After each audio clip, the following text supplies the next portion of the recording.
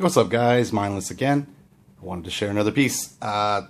This is a cool one.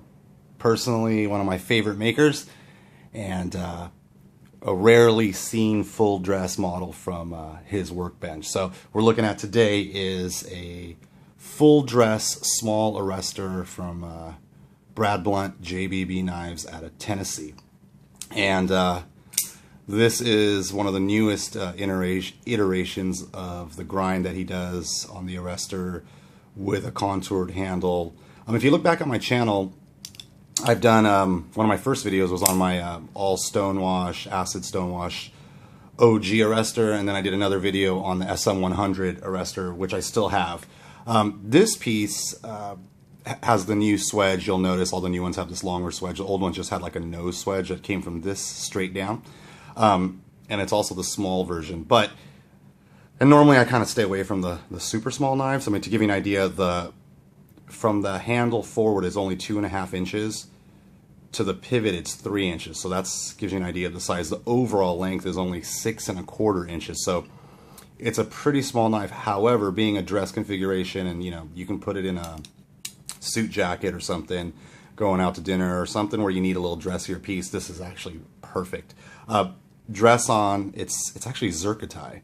I thought it was like black Timascus, which I think technically is the same thing. It's just zirconium inside Timascus with a SanMai blade, but it's perfectly done. On the lock bar side, it's just stonewash with a zirconium pocket clip, and it is just sweet. Honestly, guys, one of the knives, and I still believe this, one of the knives, if I had to only keep just a few, it would definitely be an arrestor. To me, that model, the design of that model, I don't know what it is, it just looks outstanding to me. Never get sick of them. So when this came up, so here's the deal. I knew these, when Brad was making this, he actually posted a picture, and it was this piece and a matching phase, which is another model that he makes. And I knew where it was going. I knew who he was making them for. So I immediately contacted him, and he's a good friend, and told him, hey, I'm ready when you are. If you ever want to move those, I want them. So fast forward, that was about last November. Believe it or not, I was in Seattle for Thanksgiving, and I got the call, I saw the photos, and then my buddy texted me the pictures. Now, about a month ago, so 6-7 months later, he gives me a call and says, hey, if you were interested in one of those full dress arrestors, I'd be willing to sell one. Because the other one, there's another one out that he made that has, it's similar with an SM100 blade, which is even more rare, which I already had one. So to me, this was it. When I had the choice, I jumped all over this. They were kind of pricey, but again, extremely rare. Most of the time when you see Brad stuff, it's a lot more utilitarian and kind of not plain. I hate the word to use plain or simple. It was just utilitarian, and just its simplicity is what made it beautiful to me. Go back and check out those other videos, and you can kind of see the evolution of the arrestors to this point.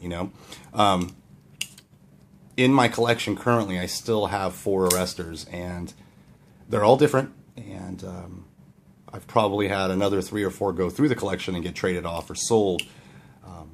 But this is one that I know I'll keep just for the rarity. The handle is just absolutely beautiful. Gorgeous. Gorgeous work. Action's good. You can even tell, one of the first video I did on the stonewash arrestor was one of the earlier builds from Brad. This is years later now, and you can definitely tell his making skills have really, truly improved, and I'd say this knife is perfect. Centering's dead on. The action is just immediate. That's also helped by a very small blade, but I mean, look at that. It's gorgeous, gorgeous work, and it still kind of maintains that kind of hard edge, tactical feel. But because of the materials, you're not going to scare anybody away. If anything, you're going to have a conversation begin just by showing this knife to even a non-knifey person. So I wanted to share it with you guys. I posted on Instagram about a month ago, the day that I got it. It was a Sunday, and we did a big trade, my buddy and I.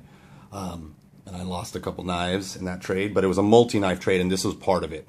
And I posted a picture on Instagram in front of my car as soon as I got it, and man, people were saying make videos and whatever. And again, I wanted to live with it for a little bit. I do carry it, but remember, I have an office job, so this goes in a suit jacket or slacks, and it cuts envelopes. That's it. Maybe some food, but if anything, it's just a toy to play with and just admire real craftsmanship. It is a beautiful, beautiful piece.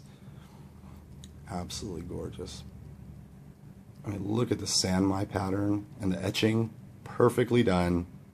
Razor sharp. Just gorgeous. Gorgeous, gorgeous piece. And then the contouring is extreme. It's like a very, very rounded, very smooth. The back spacers flush. It's just perfect.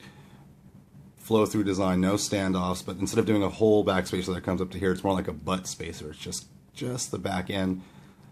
And it looks like this screw is connecting all the way through and this one just connects to the frame, but it is beautiful. Absolutely beautiful. Gorgeous piece. Gorgeous piece. So now I want the phase that matches this piece, and I'm working on it, guys. But yeah, arresters. Recently, there's been a few kind of hitting the market. There's been a few guys that had most of them, believe it or not, and they're selling off a few pieces. So if you're interested in one, check the main knife purveyors, and you'll see a couple up for grabs, and the prices are reasonable. For a minute there, these things went out of control. Even the plainest, simplest arrestor, prices went through the roof. And again, I don't mind spending the money if it's something like this, where you're getting exotic materials, you're getting exceptional action, you're getting rarity. It's worth it.